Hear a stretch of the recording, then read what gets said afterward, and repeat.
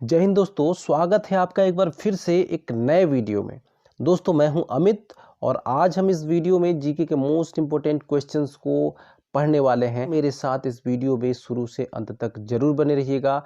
और दोस्तों वीडियो शुरू करने से पहले मेरी आपसे बहुत ही विनम्र निवेदन है, रिक्वेस्ट है कि चैनल पर आप पहली बार या नए हैं तो चैनल को सब्सक्राइब करना मत भूलिएगा, वीडियो को लाइक करना मत भूलिएगा और चैनल को सब्सक्राइब करके नोटिफिकेशन बेल को दबाना मत भूलिएगा। ठीक है, तो चलिए दोस्तों शुरू करते हैं आज के इस वीडियो को।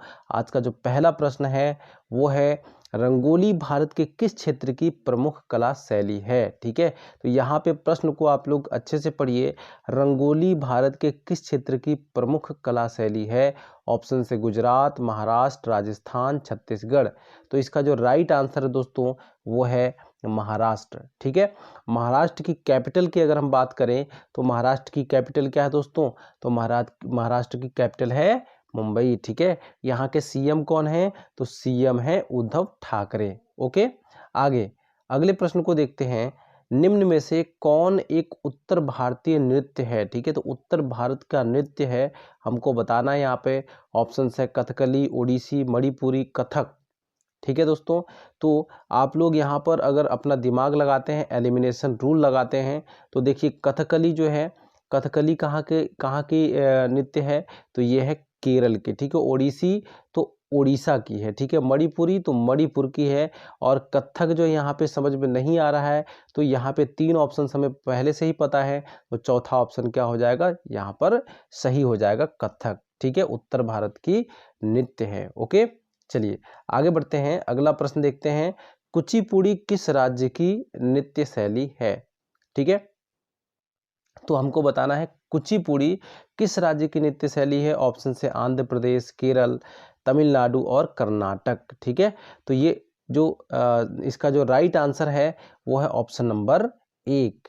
ठीक है, आंध्र प्रदेश। ओके, अच्छा आंध्र प्रदेश के बारे में एक बहुत ही महत्वपूर्ण प्रश्न आता है, एग्जाम में बहुत बार पूछा गया है कि भारत का वह कौन सा राज्य है जो सर्वप्रथम भाषा के आधार पर बनाया गया है। ठीक है, तो इसका जो राइट आंसर बनता है वो है आंध्र प्रदेश। ठीक है, याद रखिएगा। चलिए आगे बढ़ते हैं, अगला प्रश्न देखते हैं। उष्णकटिबंधीय चक्रवातों को ऑस्ट्रेलिया में किस नाम से जाना जाता है। ठीक है, ऑप्शन से टाइफून, हैरिकेन, टोर्नेडो और विली विली। ओके, तो इसका जो राइट आंसर है आप लोग याद रखिएगा, ऑस्ट्रेलिया में उष्णकटिबंधीय चक्रवातों को जाना जाता है विली विली से। ठीक है, ऑप्शन नंबर 4 यहाँ पर सही है। ओके, चलिए अगला प्रश्न है। ग्रहों की गति का नियम किसने प्रतिपादित किया। ठीक है, तो ग्रहों की गति का नियम किसने प्रतिपादित किया। ऑप्शन है केपलर है, न्यूटन है, कॉपरनिकस है और गैलीलियो है। ठीक है, तो इसका जो राइट आंसर है वो है कॉपरनिकस। ऑप्शन नंबर 3 जो है यहाँ पे बिल्कुल करेक्ट आंसर है। अगला प्रश्न देखते हैं। पृथ्वी की कोर में किस तत्व की प्रधानता होती है। ठीक है, तो यहाँ पे ऑप्शंस हैं सिलिका एवं एल्युमिनियम की, सिलिका एवं मैग्नीशियम की, सिलिका एवं निकल की, लोहा एवं निकल की। ठीक है, तो यहाँ पर मैं आपको बता दूं इसका जो राइट आंसर है वो है ऑप्शन नंबर 4, लोहा एवं निकल। ठीक है दोस्तों, आप लोग कई बार इसको नीफे भी पढ़ेंगे। ठीक है, कई बार यहाँ पे इसको याद करने का एक तरीका है, नीफे भी कई बार लिखा आता है, यानी कि नी से निकल और एफ इसे आयरन। ओके, तो यहाँ पे जो राइट आंसर है वो है लोहा एवं निकल। आगे देखते हैं। ग्रीनविच माध्य समय तथा भारतीय प्रमाण समय के बीच में समय अंतराल कितना है। ठीक है, तो समय अंतराल कितना है ग्रीनविच से और इंडियन मानक रेखा जो है, तो 5.5 घंटे का जो है समय अंतराल है। ठीक है, चलिए आगे बढ़ते हैं। निम्नलिखित में से कौन विश्व की सबसे बड़ी झील है। ठीक है, तो यहाँ पे आपको बताना है कि विश्व की सबसे बड़ी झील जो है वो है कैस्पियन सागर। ऑप्शन नंबर 3 जो है बिल्कुल करेक्ट है। ठीक है, कैस्पियन सागर जो है विश्व का सबसे बड़ा झील है। ठीक है, इसका क्षेत्रफल जो है 4 लाख, ठीक है 4,30,000। ठीक है, कितना, 4,30,000 30,000 वर्ग किलोमीटर इसका क्षेत्रफल है। इसीलिए इसको सागर भी कहा जाता है। इसको इसके नाम के आगे झील ना होके सागर बोला जाता है, क्योंकि इसका जो क्षेत्रफल है बहुत बड़ा है। ठीक है, तो विश्व की सबसे बड़ी झील है ये। आगे बढ़ते हैं। विश्व की सबसे बड़ी मीठे जल की झील का नाम क्या है? ठीक है, यह विश्व की सबसे बड़े मीठे जल की झील है। ऑप्शन है बैकाल, सुपीरियर, विक्टोरिया, मिशिगन। ठीक है, इसका जो राइट आंसर है वो है सुपीरियर झील, या लेक सुपीरियर भी लिखा हुआ आता है। ठीक है, जो कि उत्तरी अमेरिका में स्थित है। अगला प्रश्न देखते हैं, भारत में सबसे ऊंचा जलप्रपात कौन सा है?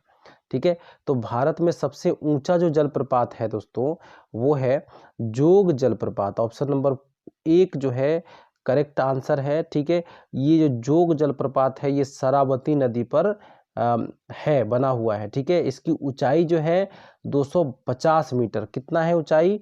250 मीटर इसकी ऊंचाई है। ठीक है, ठीक है ना। तो भारत में सबसे ऊंचा जलप्रपात है ये। ओके, और इसका जो और नाम है, एक और नाम है, उसका नाम है जेर सप्पा। क्या नाम है? जेर सप्पा। ठीक है, या जे को कई बार गेर सप्पा भी कहा जाता है। ठीक है, तो ये याद रखिएगा, इसको जेर सप्पा या गेर सप्पा भी कहते हैं। ठीक है, और इसका एक नाम आपको पता ही है, जोग जलप्रपात इसको कहा जाता है। ठीक है, और ये किस राज्य में स्थित है दोस्तों? तो ये जो है कर्नाटक राज्य में स्थित है। ठीक है, कहाँ पर? कर्नाटक राज्य में स्थित है। इसका एक नया नाम भी आपको मैं बता देता हूँ। इसका एक नया नाम है महात्मा गांधी जलप्रपात। क्या नाम है? तो महात्मा गांधी जलप्रपात इसका नाम है। ठीक है, नया नाम। चलिए अगले प्रश्न को चलते हैं। अगला प्रश्न देखते हैं, राष्ट्रीय वन नीति के अनुसार पर्यावरण की दृष्टि से देश के कम से कम कितने प्रतिशत क्षेत्रफल वनों का आवरण आवश्यक है? ठीक है, तो राष्ट्रीय वन नीति के अनुसार पर्यावरण की दृष्टि से देश के कम से कम 33% क्षेत्रफल वनों का आवरण आवश्यक है। ठीक है, ऑप्शन नंबर 2 जो है यहाँ पर करेक्ट है। ठीक है, अब मैं आपको बता देता हूं, अगर पहाड़ी क्षेत्र है तो पहाड़ी क्षेत्र के लगभग 60% यानी कि 60% क्षेत्र पर वनों का आवरण होना आवश्यक है। ठीक है, वही राष्ट्रीय वन नीति के अनुसार, ठीक है, मैदानी क्षेत्र में कितना होना चाहिए? तो 20% क्षेत्र पर क्या होना चाहिए? वनों का आवरण होना चाहिए। ठीक है, और अगर संपूर्ण देश की बात करें तो संपूर्ण देश में 33% भाग पर वनों का आवरण होना आवश्यक है। ठीक है, तो यहाँ पे ऑप्शन नंबर 2 जो है वो बिल्कुल करेक्ट है। आगे बढ़ते हैं, भारत में चंदन की लकड़ी के लिए प्रसिद्ध राज्य है। ठीक है, तो ऑप्शंस यहाँ पर देखिए, पश्चिम बंगाल, कर्नाटक, केरल और असम है। ठीक है, तो इसका जो राइट आंसर है वो है कर्नाटक।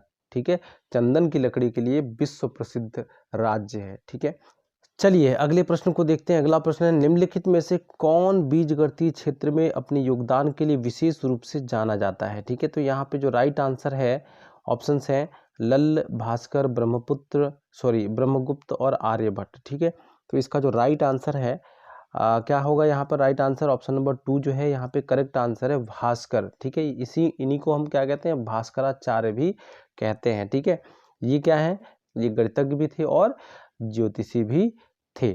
ठीक है, चलिए अगले प्रश्न को देखते हैं। अगला प्रश्न है, रोम में स्टोर किए गए प्रोग्राम क्या कहलाते हैं? ठीक है, तो आपने कंप्यूटर में एक तो रैम पढ़ा होगा, दूसरा रोम पढ़ा होगा, ROM।